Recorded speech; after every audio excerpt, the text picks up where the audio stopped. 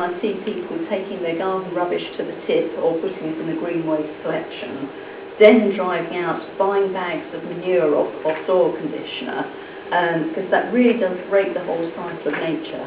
I think as well, the great thing is that composting and recycling, it's something that can make us all feel really good. I love it.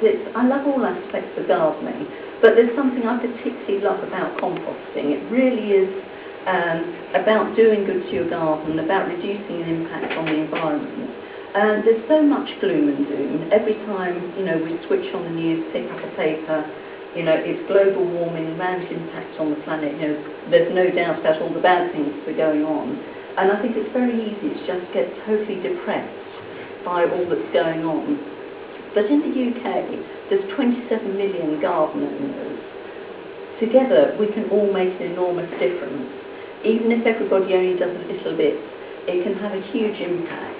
And as I say, from a purely selfish point of view, by recycling all these things, you save yourself money and you have a better garden into the bargain.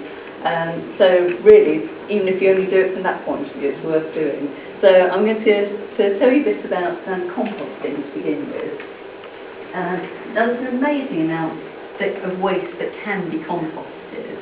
I think it's good in some ways. Some councils are now doing green waste collections. I think it's bad in others, because we are, as I say, chucking up something that can do our gardens a lot of good. And the thing is with composting, some people say to me, I'm not sure, I've tried that and it smells, it's soggy, it's dry, I don't know if it works. There's no muck and magic to composting. It's pretty straightforward. There's just a couple of golden rules you have to follow. First of all, what you put in, it's amazing what can go on the compost heap. I think it's just fantastic. Garden waste, pretty much everything, not the roots of perennial weeds, because bless them, they will just keep on growing in a nice cosy compost heap. Similarly, any sort of diseased plant material, because a domestic compost heap probably won't reach a high enough temperature to actually kill the bugs and nasties. So if you're digging out couch grass, bindweed, ground elder, all those things on the gardener's hate list, the thing to do is to put them to one side. What I do, I keep all my sort of fertiliser, compost bags, coal bags, that sort of thing. And if you just chuck the roots in there, put them in a corner for 12 months, they will die. The other thing you can do is put them in a barrel of water for a month, stop flood, use paper tips, and they'll rot down to this wonderful slimy and smelling mess. I prefer the tucking them away in the poly bag. You can, if you've got quite a bit of material like that, take it to your local tip where most councils will have a green waste collection, because on a large scale the compost heaps reach such a temperature they kill things. It's not a problem putting those sorts of things on it. But as I say, just be a bit thoughtful about what you put on.